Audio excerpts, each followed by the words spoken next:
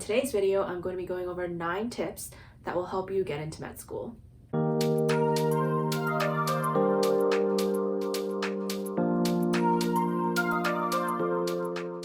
Hello everyone, welcome back to my YouTube channel. In today's video, I'm going to be going over 9 tips that will help you get into med school. The first 6 tips are going to be going over things that you can do to prepare to med school, so things you would do before you apply. And the last 3 tips are going to include things that I learned during the application cycle and hopefully will be able to help you when you apply to medical school. Just a disclaimer that all the tips that I'll be sharing with you today are from my own personal experiences and things that work for me, and obviously there's more than one way to get to med school. The first tip is the most obvious one, which is getting a good MCAT and GPA. And for the MCAT, if you could apply for the fee assistance program, I would suggest you do that first, because if you do get accepted into the fee assistance program, they will reduce the MCAT test taking fee from like $300 to like $120.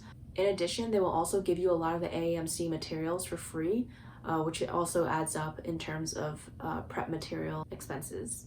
My advice for the MCAT is that you spend about 1/3 of your time, or maybe even 1/4 of your time, going over the basic materials and studying from the textbooks and the prep materials that you have, and then spending the rest of your time really focusing on the questions and grinding through full-length practice exams.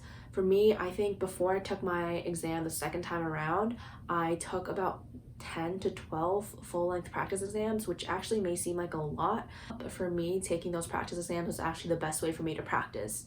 There are also many studies out there that have proven that passive learning, which is taking notes from textbooks and just reading over and highlighting notes, isn't as effective as active learning. And active learning mainly includes doing a lot of practice problems, doing flashcards with Anki, which is something that I also use as a study material. I would highly suggest that if you do use Anki, you use it for the psych and social section and help me get a lot of the concepts down and memorize the things long term. You can also find a bunch of pre-made decks on Reddit, and you can just download them onto your computer, and you don't have to worry about making those flashcards yourself, which saves a lot of time. For your GPA, it's okay if your freshman year of college GPA was not what you were aiming for initially, especially because that transition from high school to college can be a little difficult. But med schools do want to see an upward trend of that GPA. You are able to show that you can change your study habits and techniques so that you can effectively study and achieve a high GPA. It's important to note that med schools are taking more of a holistic approach to accepting medical students. So that means that they're putting a lot more emphasis on the entire application rather than just looking at the MCAT score and the GPA. So these next couple tips are going to show more of the holistic side of the application. So tip number 2 is your extracurriculars. You want to find something that you're really passionate about and pursue that, whether it be sports, any type of hobbies like cooking or baking, or it could be anything related to medicine too. As long as you're able to find something that you're passionate about and really engage in and show the schools why you're passionate about whatever you ended up choosing, they like to see the uniqueness of each applicant. Tip number 3 is volunteering, whether that's in the clinic or in the hospital setting or even being an EMT. Any type of volunteering shows the schools that you're willing to go out there and help people. And I think that's one of the most important things, because a lot of people choose medicine to help people. So you want to be able to back that up. Tip number 4 is research. I know getting involved in research very early as like a freshman or a sophomore can be typically hard, especially if you don't attend a research school.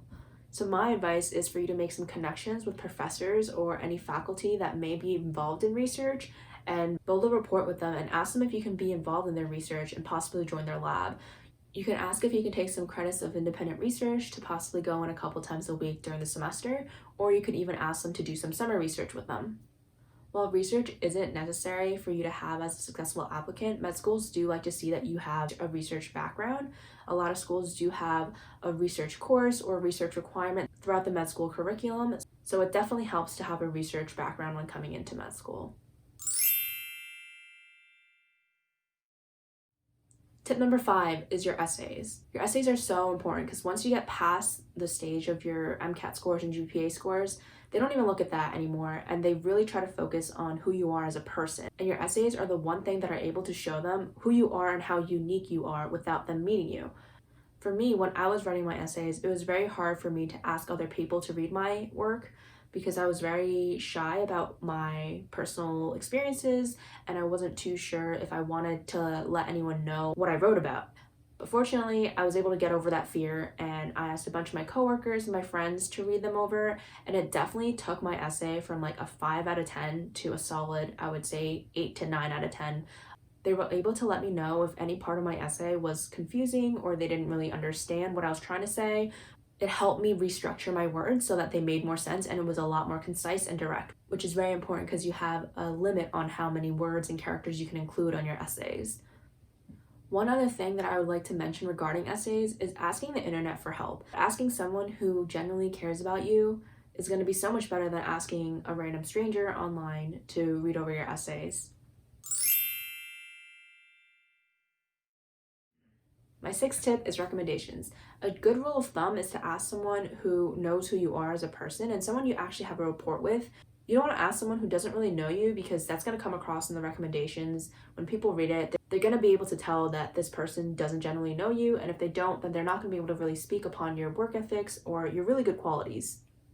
So the last 3 tips are going to be going into things that I learned during my application cycle and things that I kind of wish I knew earlier.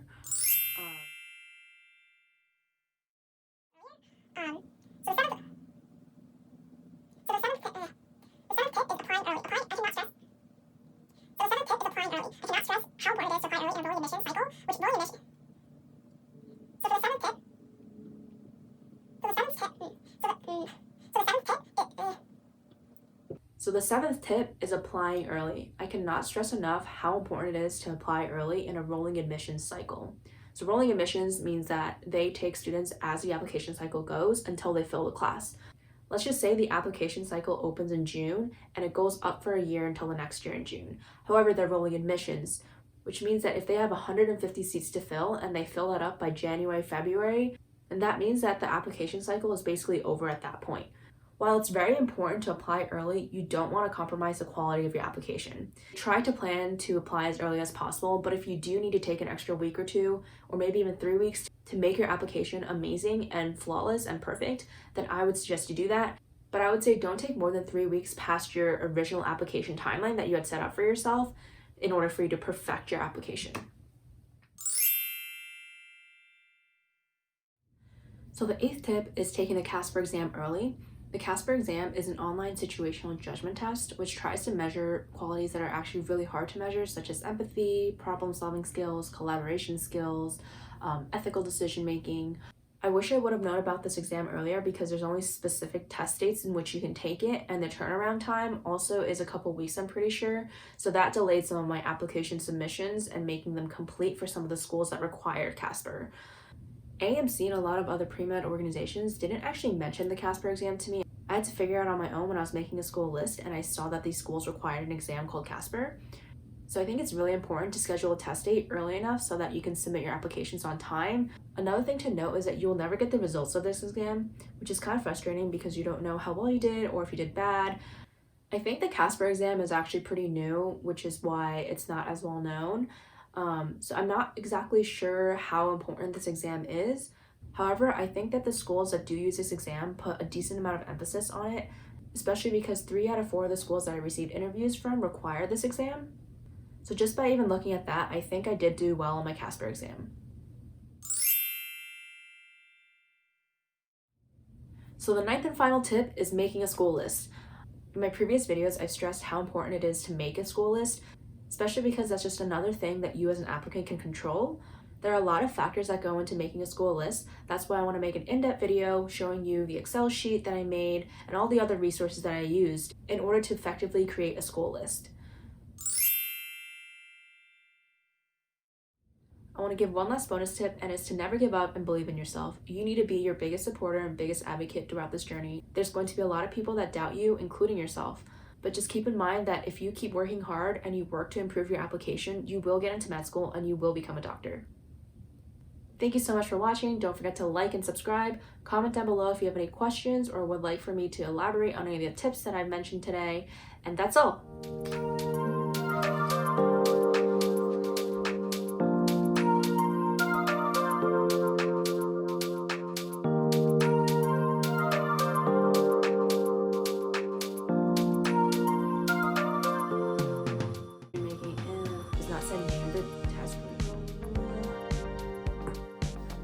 So the 9th and final especially because one thing to note is the importance of like